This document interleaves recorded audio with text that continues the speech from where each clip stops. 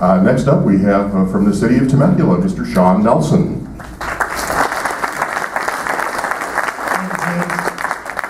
Before I get started, I just want to say I think if you go bow fishing at the Temecula duck pond, it is illegal. And you will get arrested. Okay. What I want to do briefly, just go through the operating budget capital improvement program and then talk about some of the major public and private investments that are going to be made with our city in the upcoming year. First of all, our operating budget, we're projecting our revenues at about $54 million. And the reason that number is significant, June 30th of 2007, we took in $69 million. Last fiscal year, ending June 30, 2010, we took in a little over $50 million. And this year, June 30th, 2011, we took in about $53.9 million. So we're starting to see a little bit of an uptick in our revenue, which is obviously a good thing after seeing 4 years of continued downturn in our revenues. On the expenditure side, we came in at about $53.2 million. So the good news is that we were able to balance our operating budget. We were able to do that without reducing those public services that are most important to our citizens. We did not have to use any of our reserve funds, and we were able to maintain our ratio of 1 police officer per 1,000 within our community. One of the things that we're proud of, we were pleased to find out this past year that the city of Temecula was ranked number 1 in overall traffic safety. Who knew? By the California Office of Traffic Safety. Out of 56 cities with populations between 100 and 250,000, Temecula's roads were found to be safest in the state of California based upon this 2009 study, which is something that we were very proud of. With respect to fund balance, essentially our savings account for economic uncertainty, we have a designated reserve fund that was established at $10.6 million, which is 20% of our general fund expenditure budget. And further, when the budget was adopted in June, we were projecting to maintain an additional secondary reserve fund of about $5.3 million to bring our total reserves up to nearly $16 million. The good news for us is when we closed out our books this month, at June 30th of the past fiscal year, we were able to save an additional $3.9 million in our operating budget by just being really diligent in terms of monitoring our expenditures. And we also saved several millions of dollars in our capital project costs. And as a result, with our quarterly reports, we now have a general fund reserve of $29.1 million, which is a 55% reserve fund. And what we want to do with that money is to be able to continue to reinvest in those public assets that are most important to our citizens. That's a part of our asset management program. And along those lines, we have our 5-year financial plan, and we look at population increases, cost of living increases, the operation and maintenance costs of all the capital improvement projects. And we want to invest $6.5 million annually in our roads, our parks, our public facilities, and our drainage improvements, again, as a part of this asset management program. And we're next month going to be approving our Temecula 2030 Quality of Life Plan, which is the most significant challenge for Temecula. We've been growing for the last 2 decades, and the real challenge is going to be for us to continue to keep the city in excellent condition. And we know that the only way to do that is to reinvest in those public assets that are most important to our citizens. And where we stand right now, we feel that we can balance our operating budget at the end of that 5-year period, reinvest in those public assets, and still end up with our 20% reserve fund untouched. And of course, the benefits of looking out 60 months into the future is you establish those revenue targets, and then based upon how that revenue comes in, you can adjust your expenditures accordingly. Building permit activity. This is obviously something that's important to all of you, and unfortunately, we're just seeing a flat level in all of our housing starts, our single-family permits over the past 4 years. They've been very flat, and we're actually looking at a little bit lower activity in 2011. We've projected those single-family starts this calendar year at 227 permits. Our 5-year capital improvement program.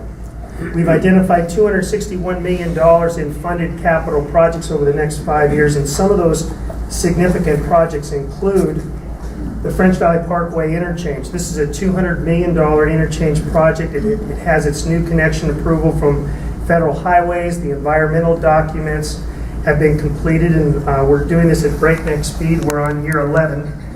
So, just seeing if you guys are awake.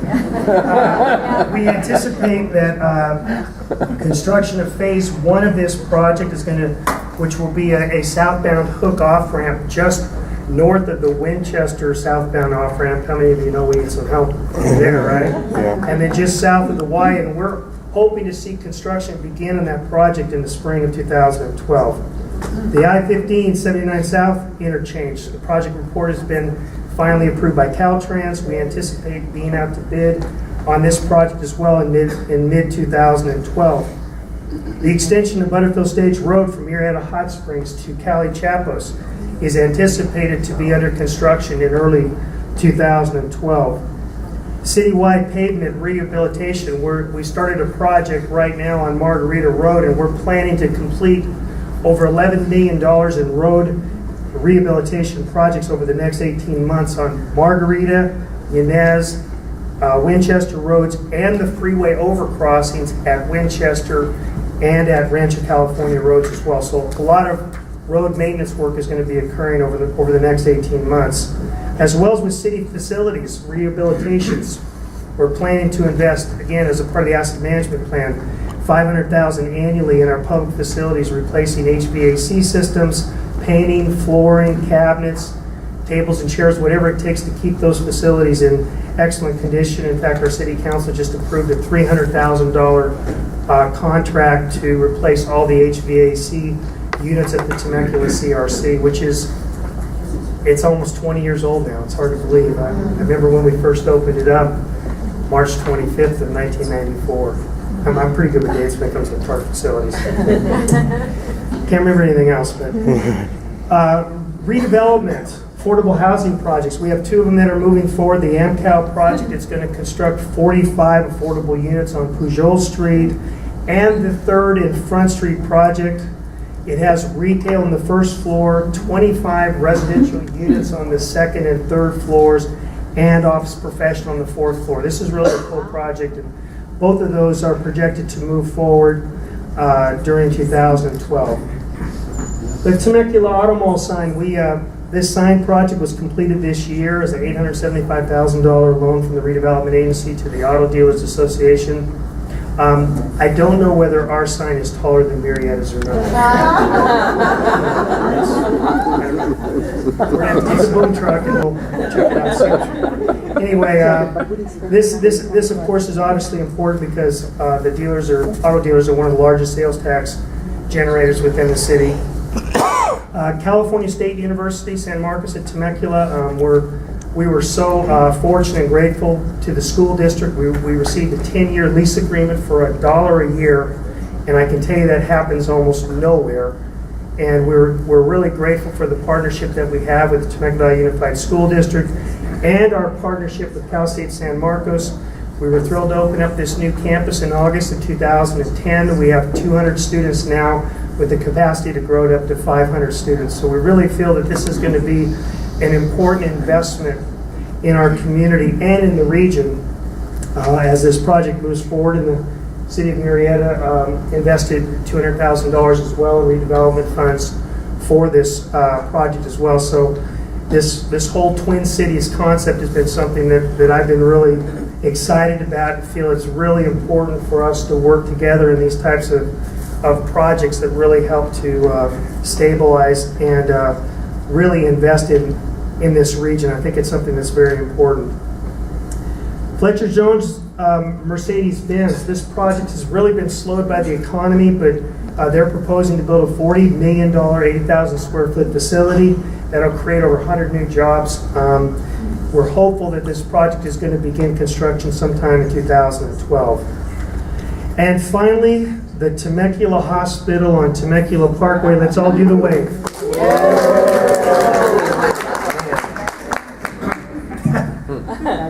I don't know what it's like to give birth, but this has been something else.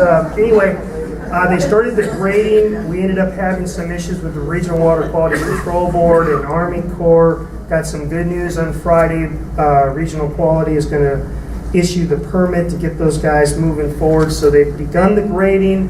It's a $150 million project, and how many of you know that's going to be great for our local economy, investing in that, and obviously the impact of being able to raise the quality of life from a healthcare standpoint. 140 additional beds to the region. It's anticipated that the new hospital will be completed in mid-2013. You know, and I guess the final thing I want to say, to me, one of the best things that we can do from an economic standpoint is to maintain our quality of life. And if we keep Temecula, Murrieta, all these surrounding cities, if we keep our communities looking attractive, that will be probably more than anything else will be a way that we can attract people into our community. And that's so vitally important to all of you, because when you sell a home, you're not just selling a home, you're selling the city of Temecula or the city of Murrieta or the region itself. And so I think that's something that's very important to us. I commend our city council and their vision of doing this Temecula 2030 plan. And you know, I think our future is bright. And we are in good financial shape, but you know what, we got to continue to stay vigilant. We have to be fiscally conservative in the manner in which we oversee the operating budget and the capital improvement program, the 5-year financial plan, but most importantly, continuing to invest in those public assets that are most important to our citizens. So thank you.